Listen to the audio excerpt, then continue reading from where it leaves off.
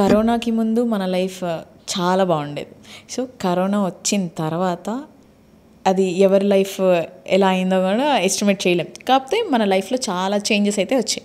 అలానే రియల్ ఎస్టేట్లో కూడా కరోనాకి ముందు కరోనా తర్వాత ఎలాంటి చేంజెస్ చూసామంటారు? ఇంతకుముందు ఏంటంటే లాక్డౌన్కి ముందు వరకు కూడా సొంత ఇల్లు అనేది ఒక అటాచ్మెంట్ అందరికీ ఉంటుంది. బట్ దాని యొక్క ఇంపార్టెన్స్ ఎక్కువ తెలిసింది. అపార్ట్మెంట్లలో చాలామంది బయట వాళ్ళని రానియకపోవడం కానీ అట్లాంటివి కూడా జరిగినాయి మనకి. ఇంకొకటి ఏంటంటే ఎక్కువ మంది వస్తే కూడా ఇబ్బందులు అవ్వడం కానీ ఇట్లాంటివి చాలా జరిగినాయి. చాలా భయభ్రాంతులు ఇట్లా అయింది. సో తర్వాత ఏమైపోయిందంటే మనకంటూ ఒక ఓన్ హౌస్ ఉండాలని ఒక డిమాండ్ పెరగడం. ఇంకోటి హైదరాబాద్ మార్కెట్ని అర్థం చేసుకొని ఇక్కడ ఇన్ఫ్రాస్ట్రక్చర్ బాగా వచ్చింది. సో ప్రతి ఒక్కరు కూడా ఏంటంటే మనకంటూ ఒక ఇల్లు ఉంటే, మనకంటూ ఒక ఓన్ హౌస్ ఉంటే మనకి ఇలాంటి ఇబ్బందులు ఉండవు. సో మనకంటూ ఒక ఓన్ ప్రాపర్టీ ఉండాలని చెప్పి జనాలకు అవేర్నెస్ బాగా పెరిగింది ఇంకా. సో అందుకని చెప్పేసి ఇంకోటి ఏంటంటే మొన్న అదొచ్చింది, నిన్న ఇంకొకటి వచ్చింది, రేపు ఇంకోటి వస్తుంది, ఏదో ఒకటి వస్తూనే ఉంటుంది. ఇట్లాంటి problems, challenges. Life is unpredictable. So ఎప్పుడు ఏం జరుగుతుంది అన్నది ఎవ్వరు కూడా ప్రెడిక్ట్ చేయలేరు. కానీ మనం జాగ్రత్త ఉండి హెల్త్ ఇన్సూరెన్స్లు కావచ్చు, టర్మ్ ఇన్సూరెన్స్లు కావచ్చు, రియల్ ఎస్టేట్లో ఇన్వెస్ట్మెంట్లు కావచ్చు, అంటే మనం ఉన్నప్పుడే మనం అన్ని రకాలుగా ఫైనాన్షియల్గా సెట్ అయి ఉండాలి, ఫిట్ అయి ఉండాలి. అంటే మనకేదన్నా జరగరాంది జరిగినా భార్య పిల్లలు రోడ్డు మీద రాకుండా ఉండాలంటే మనం ఏదన్నా ఒకటి ఇన్వెస్ట్మెంట్ అనేది ఆప్షన్ ఉండాలి. మనకు ఒక సెక్యూరిటీ అనేది ఉండాలి. వెనకాల ప్రాపర్టీలే లేవు, మనకేం బ్యాక్ ఎండ్లో సపోర్ట్ లేదు అన్నప్పుడు డెఫినెట్గా మనం ఇబ్బంది పడతాం. మనం కాకపోయినా మనం నమ్ముకున్న వాళ్ళు ఇబ్బంది పడతారు. సో అట్లా ఇబ్బంది పడకుండా ఉండాలంటే మాత్రం సెక్యూరిటీ అనేది చాలా ఇంపార్టెంట్. సో జనాలకు కూడా ఒక అవేర్నెస్ వచ్చింది, ఎప్పుడు ఏం జరుగుతుందో తెలియదు. సో అందుకని చెప్పేసి మనం అలర్ట్ ఉండాలి. ఏం జరుగుతుందో ఏమవుతుందో అని చెప్పి ఎప్పుడు మనం భయపడుతుంటే బతకలేం. మనం ఏదైనా టైం వచ్చినప్పుడు దాన్ని ఎవరు ఆపలేరు. Of course every one will leave one day. కానీ ఉన్నంతలో మనం జాగ్రత్త ఉండాలి. ఉన్నంతలో మనం ఎంత బాగుంటే, మనం ఎంత సెక్యూర్గా ఉంటే మనకు అంత బెనిఫిట్ ఉంటుంది. ఇది మాత్రం జాగ్రత్త చూసుకొని లైఫ్ స్టైల్లో ఎన్ని చేంజెస్ వచ్చినా కూడా మన హెల్త్ కేర్ తీసుకోవడం కావచ్చు, మన దగ్గర ఉన్న రూపాయిని దాచుకొని రేపటి గురించి ఆలోచించాలి. ఇవాళ వస్తుంది, ఇవాళ వాడేస్తా, రేపు వచ్చేది రేపు వాడేస్తా అంటే మనం ఎప్పుడు కూడా ఫైనాన్షియల్గా లిటరేట్ అవ్వలేము. సో ఫైనాన్షియల్ లిటరసీ అనేది చాలా పెరిగింది. ఇంతకుముందు ఏంటంటే ఎట్లా డబ్బులు ఉంటే ఏ పిక్నిక్ పోదాం, ఎట్లా ఖర్చు చేద్దాం అనే ఆలోచన నుంచి ఎట్లా డబ్బులు దాచుకుందాం. మీరు అన్నట్టు 10,000 ఉంటే కనీసం ఒక గ్రామాన గోల్డ్ అన్న కొనుక్కుందాం అనే ఆలోచనలోకి వచ్చారు. ఈవెన్ దో మేము కూడా అట్లా వేస్తాం. 10,000 ఉన్నాయి, 10,000లో ఏం గజం భూమి రాదు కాబట్టి 10,000 పెట్టి ఒక తులం ఏదో ఒక మాస అయితే కొంచెం పెట్టుకుందాం. ఈ 10,000 పెట్టుకుంటే 10 సార్లు కొంటే ఏమవుతుంది, ఒక తులం అయిపోతుంది. ఆ తులం అవసరం వచ్చింది అనుకోండి, బ్యాంక్లో లోన్ తీసుకోవచ్చు, లేదా అమ్మేసుకోవచ్చు, లేదా ఏదైనా ఆర్నమెంట్ చేసుకోవచ్చు. అట్లా ఆప్షన్స్ వస్తాయి. అదే కొంచెం నా దగ్గర నేను పర్సనల్గా అట్లనే చేసిన. నేను చిన్న 3 గ్రామ్స్ 4 గ్రామ్స్ కొన్ని గోల్డ్ కాయిన్స్ అట్లా కొనుక్కొని నా దగ్గర 13-12 గోల్డ్ కాయిన్స్ అయిపోయినాయి. ఆ తర్వాత ఏంది, ఒక మంచి బిట్ వచ్చింది నా దగ్గర. మంచి బిట్ వచ్చినప్పుడు ఏం చేసిన, ఇది తీసుకెళ్ళి ఇది అమ్మేసి ఆ అమౌంట్తో అక్కడ ప్రాపర్టీ కొన్నాం. సో అట్లా మేము కూడా సేవ్ చేసినాం. ఎందుకంటే మేము కూడా అప్పటిదాకా వచ్చిన పైసలు, మెయింటెనెన్స్, కారు గీరు అని మస్తు ఎంజాయ్మెంట్ వైపు ఎక్కువ చూసినాం. కానీ తర్వాత అర్థమైంది మార్కెట్ ఎప్పుడు ఇలాగే ఉండదు, లైఫ్ ఎప్పుడు ఇంతే స్మూత్గా ఉండదు, ఎనీథింగ్ ఎప్పుడైనా ఏమైనా జరగవచ్చు. కాబట్టి ఉన్నప్పుడు ఏం చేసుకోవాలంటే రేపటి గురించి ఆలోచించుకొని ₹2 ఖర్చు అయ్యే దగ్గర రూపాయి ఖర్చు చేసుకోవాలి, ఇంకా రూపాయి దాచుకొని రేపటి గురించి చూసుకోవాలి. అప్పుడు మాత్రమే మనం సేఫ్ ఉంటాం. లేకపోతే ఏంటంటే ఇప్పుడు ఉన్నప్పుడు మన దగ్గర మంచిగా ఉన్నప్పుడు అందరు మంచి వాళ్ళే, అందరు మన దగ్గర ఉంటారు. పైసలు లేకపోతే ఎవరు రారు. జనాల గురించి మా గురువు నాకు మాట అన్నాడు, నీళ్లు లేని బావి దగ్గరికి ఎవరు రారంట, డబ్బు లేని మనిషి దగ్గరికి కూడా ఎవరు రారంట. నీళ్లు లేని బావిలో జనాలు చెత్తేస్తారంట, కానీ డబ్బు లేని మనిషిని చెత్తలాగా చూస్తారంట. కాబట్టి చాలా చాలా జాగ్రత్త ఉండాలి. ఎప్పుడన్నా గుర్తుపెట్టుకో సంజయ్, దీపం ఉన్నప్పుడే ఇల్లు చక్కదిద్దుకోవాలి, ఒంట్ల బలం ఉన్నప్పుడే పరిగెత్తి ₹4 సంపాదించి వెనకేసుకోవాలి అన్నారు. నీ దగ్గర డబ్బు లేకపోతే నీకు ఎక్కడ రెస్పెక్ట్ ఉండదు, నీ లైఫ్ స్టైల్ ఇలా ఉండదు. కాబట్టి జాగ్రత్తగా అని చాలామంది గురువులు నాకు చెప్పడం వల్ల అప్పటి నుంచి కొంచెం నా ఖర్చులు తగ్గించి నేనేం చేసిన అంటే వచ్చే రూపాయిని చాలా జాగ్రత్తగా మేనేజ్ చేయడం నేర్చుకుంటూ ఇంప్లిమెంట్ చేస్తూ వస్తున్నాం. ఓకే. సో ఇప్పుడు ఇండియాలో ఉన్న వాళ్ళకి రియల్ ఎస్టేట్ మార్కెట్ ఎలా ఉంటుంది ఏంటి అన్నది కొంచెం అవగాహన ఉంటుంది. బట్ విదేశాల్లో ఉన్న ఎన్ఆర్ఐస్కి మేబీ ప్రతిసారి అప్డేట్స్ తెలియకపోవచ్చు. బట్ వాళ్ళు దేని మీద ఇన్వెస్ట్ చేయడానికి ఇంట్రెస్టెడ్గా ఉన్నారు? లైక్ హైదరాబాద్లో ఇన్వెస్ట్ చేయడానికి ఇంట్రెస్టెడ్గా ఉన్నారా, ఆర్ ఎల్స్ బెంగళూరు అటు సైడ్ ఏమన్నా ఇంట్రెస్టెడ్గా ఉన్నారా? ఇప్పుడున్న మార్కెట్ అయితే అందరు చూపు అంతా హైదరాబాద్ వైపే ఉంది. ఎందుకు హైదరాబాద్ వైపు ఉందంటే జస్ట్ మీరు ఒక 1-2 months నుంచి పేపర్ ఒకసారి వెనక తిరిగేస్తే, any newspaper cuttings, any articles, అక్కడ ఏం చెప్తున్నారంటే కాస్ట్ ఆఫ్ లివింగ్ పరంగా కావచ్చు, లేదా సేఫ్టీ సెక్యూరిటీ పరంగా కావచ్చు, హై రిటర్న్ అప్రిషియేషన్ పరంగా కావచ్చు, ఇన్ఫ్రాస్ట్రక్చర్ గ్రోత్ పరంగా కావచ్చు, అన్ని రకాలుగా తీసుకుంటే ఈవెన్ దో ముంబై, ఢిల్లీ, చెన్నై, బెంగళూరు, పూణే కంటే కూడా హైదరాబాద్ అనేది అగ్రెసివ్గా ఫస్ట్ ప్లేస్లో ఉంది. మోస్ట్ లివబుల్ సిటీస్లో, మోస్ట్ ఫ్రెండ్లీ సిటీస్లో. అండ్ ఇక్కడ వచ్చే జనాలు, అండ్ ఇక్కడ మనం రాను ఒక 10 సంవత్సరాల నుంచి ఫస్ట్లో మాట్లాడినట్టు ఇక్కడ ఇంత ఎంప్లాయ్మెంట్ పెరుగుతున్నప్పుడు, ఇంత ఇన్ఫ్రాస్ట్రక్చర్ పెరుగుతున్నప్పుడు సేఫ్, సెక్యూర్ అండ్ అఫోర్డబుల్ ఉంది ఇక్కడ హైదరాబాద్ మార్కెట్. కాబట్టి హైదరాబాద్ మార్కెట్ వైపు ఎక్కువ చూస్తున్నారు. అండ్ మీరు అన్నట్టుగా ఇంకోటి ఏంటంటే మొన్న 3 months 6 months బిఫోర్ వరకు కూడా మార్కెట్ అనేది చాలా స్లోగానే ఉండే, అంటే సేల్స్ తగ్గినాయి అంతే. 20-30 అవుతుండే నెలకి, 5-10కి వచ్చింది. ఇప్పుడు లాస్ట్ మళ్ళీ ఒక 1-2 months నుంచి మళ్ళీ సేల్స్ కాల్స్ పెరిగినాయి, మళ్ళీ సైట్ విజిట్లు పెరిగినాయి, మళ్ళీ సేల్స్తో పాటు రిజిస్ట్రేషన్లు పెరుగుతున్నాయి. హైలైట్ విషయం ఏంటంటే రీసెంట్ టైంలో నేను చాలా హ్యాపీగా ఫీల్ అయినందంటే రిజిస్ట్రేషన్ కోసం స్లాట్లు దొరుకుతలేవు. రిజిస్ట్రేషన్ కోసం మండే రోజు అయితే ఒక్క స్లాట్ దొరకడం కష్టం. మీరు అట్లీస్ట్ 3 days 4 days బిఫోరే స్లాట్లు బుక్ చేసుకోవాలి. ఆ సిచ్యువేషన్ వచ్చింది. అంటే ఇది ఒక మంచి అప్డేట్ మనకి. మార్కెట్ అనేది ఇప్పుడు అగ్రెసివ్గా ప్రోగ్రెస్ కాబోతుంది.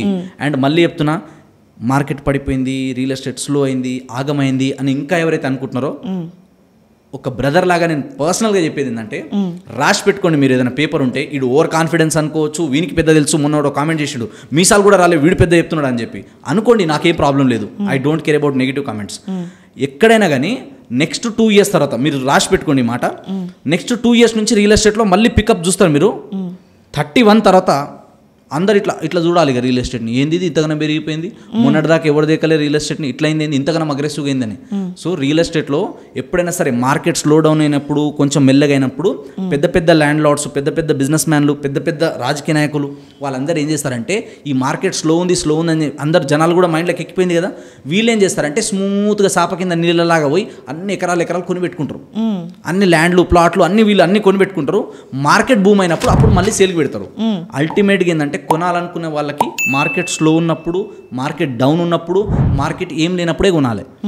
ఏం లేనప్పుడు కొంటేనే అన్ని వచ్చినాక రేట్లు పెరుగుతాయి. అన్ని వచ్చినాక కొందాం అనుకుంటే మాత్రం అప్పుడు ఎక్కువ రేట్ పెట్టాలి, అప్పుడు తక్కువ రేట్లో దొరకదు. సో ఇప్పుడు హైదరాబాద్లో అదే పరిస్థితి. చాలా మందిని మీరు టచ్ చేయండి, 10 సంవత్సరాల ముందు 5 సంవత్సరాల ముందు నాకు చెప్పిర్రు నేను కొనలే, అప్పుడైతే 10,000కే వచ్చింది, 20,000కే వచ్చింది. ఇప్పుడు ఇంతకన్నా పెరిగిపోయింది. ఎంతసేపు కోకాపేటే మాట్లాడతామా, వేరే వేరే హైవేస్ కూడా ఉన్నాయి, వేరే వేరే ఏరియాస్ కూడా ఉన్నాయి. సో అలాంటి ఎక్కడ పొటెన్షియల్ ఉందో అక్కడ చూడండి. అక్కడ చూసి మీరు ఇన్వెస్ట్మెంట్ చేస్తే ఖచ్చితంగా మాత్రం అద్భుతమైన అప్రిషియేషన్ వస్తుంది. మార్కెట్ పడిపోవడం, స్లో డౌన్ అవ్వడం అనేది జరగదు. ఇది జస్ట్ భ్రమ మాత్రమే. 4 రోజులే ఉంటుంది ముచ్చట. ఆల్రెడీ మార్కెట్లో జనాలకు అవేర్నెస్ వచ్చింది, అందుకే 3 months నుంచి సేల్స్ పెరిగినాయి. స్లాట్లు దొరుకుతలేవు అనేది ఇందుకే. కాబట్టి కొనాలనుకున్న వాళ్ళు 5 years ముందు కొన్న వాళ్ళకంటే ఇప్పుడు కొన్న వాళ్ళకి ఇంకెక్కువ బెనిఫిట్స్ ఉంటాయి నన్ను అడిగితే. కాబట్టి ఇది right time for investment. Okay.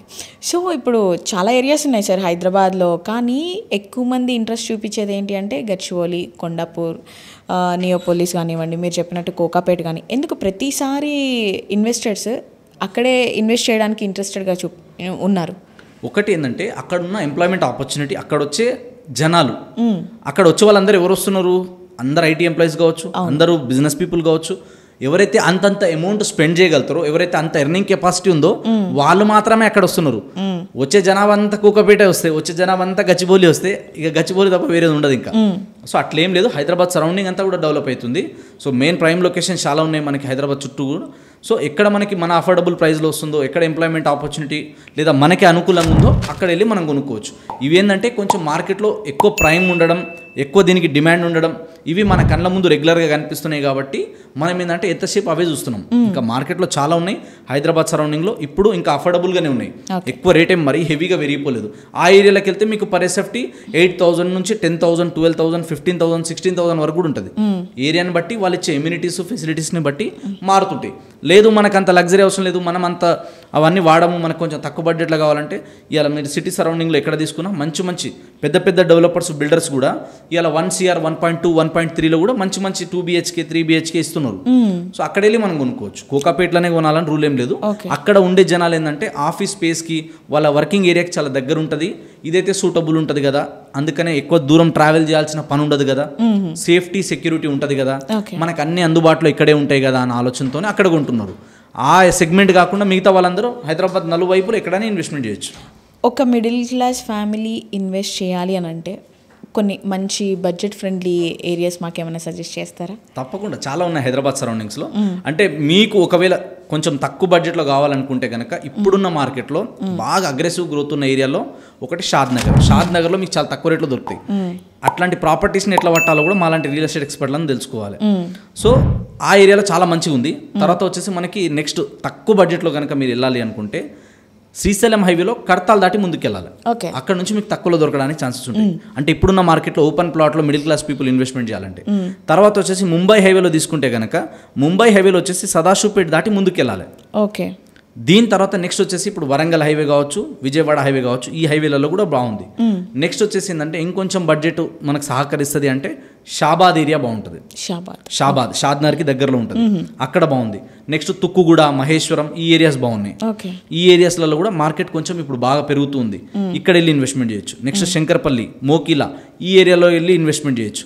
ఇక్కడ ఏంటంటే ఇప్పుడు మార్కెట్ ఇంకా అగ్రెసివ్గా గ్రోత్ వస్తుంది కాబట్టి నేను ఇప్పుడు ఏ ఏరియాలో చెప్పినానో ఈ ఏరియాలో మీరు ఎక్కడైనా సరే కానీ ఒకవేళ తక్కువ బడ్జెట్లో ఇన్వెస్ట్మెంట్ చేయాలంటే మ్యాక్సిమం అంటే మినిమం టు మినిమం మీరు ఎంత పెట్టుకోవాలంటే ఒక 8,000 నుంచి ఎబో పెట్టాలి గజం రేటు. ఓకే. ఇంకా అంతకన్నా తక్కువలో రావాలంటే మీకు బెంగళూరు హైవే, విజయవాడ హైవే, కొంచెం ఇంకా నెక్స్ట్ వచ్చేసి మనకి వరంగల్ హైవే సైడ్ దొరుకుతాయి. బెంగళూరు హైవేలో కూడా ఏంటంటే మార్కెట్ చాలా పెరిగినాయి, కొన్ని కొత్తవి పాతవి కూడా వస్తాయి కాబట్టి ఏరియాని బట్టి, డెవలపర్ని బట్టి, మార్కెట్ కండిషన్ని బట్టి మనం కొంచెం రీజనబుల్ ప్రైస్లో దొరకాలంటే ఈ హైవేలో మీకు షాద్నగర్ నుంచి బాలానగర్, రాజాపూర్, జడ్చర్ల ఈ మార్కెట్లో తక్కువలో దొరుకుతాయి.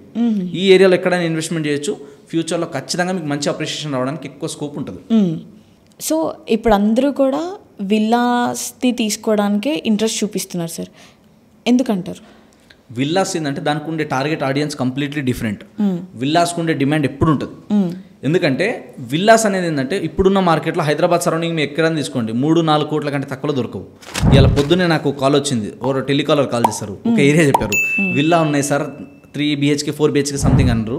సో ఎంత ఉందమ్మా అని అడిగితే జస్ట్ 10 కోట్ల నుంచే స్టార్ట్ ఉన్నాయి సార్ అంటారు.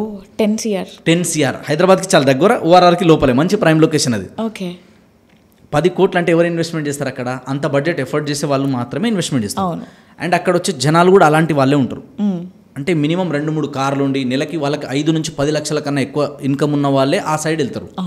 అంత అమౌంట్ ఎఫర్ట్ చేయలేము అనుకున్న వాళ్ళు తక్కువ బడ్జెట్లో విల్లాస్ కావాలంటే అగైన్ సిటీ దాటి ముందుకు వెళ్ళాలి. అక్కడ వెళ్తే ఏమవుతుంది, 2 కోట్లు 3 కోట్లు అక్కడ వస్తుంది. సో వాళ్ళు ఏం చేస్తారు, కొంచెం అమౌంట్ డౌన్ పేమెంట్ కట్టి మిగతా లోన్ తెచ్చుకొని వాళ్ళకి వచ్చే శాలరీలో ఒక 30-40% పోయినా పర్లేదు, మేము మేనేజ్ చేయగలుగుతాం అనుకున్న వాళ్ళు అట్లా విల్లాస్కి వెళ్తారు. సో విల్లాస్కి ఉండే డిమాండ్ ఎప్పటికి ఉంటుంది. విల్లా ఇంకోటి ఏంది, ల్యాండ్ కూడా మనదే కదా విల్లా అంటే. సో ల్యాండ్ అదే మనదే ఉంటుంది, ప్లస్ ఇల్లు ఉన్న రోజులు ఉంటుంది. దాంట్లో ఏమైనా మోడిఫికేషన్ చేసినా, ఏమైనా చేంజెస్ చేసినా, ఎప్పుడు సేల్కి పెట్టినా మినిమం అప్రిషియేషన్, మినిమం గ్యారంటీ అనేది ఉంటుంది. అది ఓన్లీ లగ్జరీ సెగ్మెంట్, అది హై బడ్జెట్ సెగ్మెంట్ మాత్రమే. మిడిల్ క్లాస్ వాళ్ళు మనకి నెలకు వచ్చేదే బిలో ₹1,00,000 అనుకున్న వాళ్ళు విల్లా సైడ్ ఎవరు వెళ్ళంగా నేను చూడలే. దొరకడం కూడా కష్టం కాబట్టి, కష్టం అంత తక్కువలో దొరకలేవు కాబట్టి అక్కడ సైడ్ వెళ్ళట్లేదు. ఇన్కమ్ ఎక్కువ ఉన్న వాళ్ళు మాత్రమే అక్కడ సైడ్ వెళ్తారు. సో మనం అవి కొనాలనుకుంటే మనం ఇన్కమ్ పెంచుకోవాల్సిందే ఖచ్చితంగా. ఇన్కమ్ పెంచుకుంటేనే అక్కడ సైడ్ వెళ్ళగలుగుతాం. లేకపోతే ఏంటంటే చాలామంది ఏంటంటే ఏదో మనం చూపించుకోవడానికో అని చెప్పి అక్కడ వెళ్ళాం అనుకోండి, అక్కడ ఏంటంటే ఉన్న రోజులు మంచిగా ఉంటుంది కానీ వాళ్ళకి తగ్గట్టుగా మనం లైఫ్ స్టైల్ మెయింటైన్ చేయాలంటే అగైన్ అది మన మీద బర్డెన్ పడుతుంది. సో అంతా ఇప్పుడు ఎవరు లేరు, జనాలకు బాగా అవేర్నెస్ ఉంది. సో మనం ఎంత బడ్జెట్ ఎఫర్ట్ చేయగలుగుతాం, మన బడ్జెట్లో ఎక్కడ వస్తుందో అక్కడ వెళ్ళి కొందామన్న ఆలోచనలు ఎక్కువ మంది ఉన్నారు. సో విల్లాస్కి ఉండే సెగ్మెంట్ ఎప్పుడు వేరే ఉంటుంది, దానికి ఉండే target audience completely different. So విల్లాస్లో ఇన్వెస్ట్మెంట్ చేసే వాళ్ళు విల్లాస్కుంటారు, లేదా అపార్ట్మెంట్లో ఫ్లాట్కి ఉండే డిమాండ్ ఫ్లాట్కి ఉంటుంది, ప్లాటే, ల్యాండ్ దేనిది దాన్ని సపరేట్ ఉంటుంది. వాళ్ళ రిక్వైర్మెంట్ మారుతూ ఉంటుంది బడ్జెట్ తగ్గట్టు.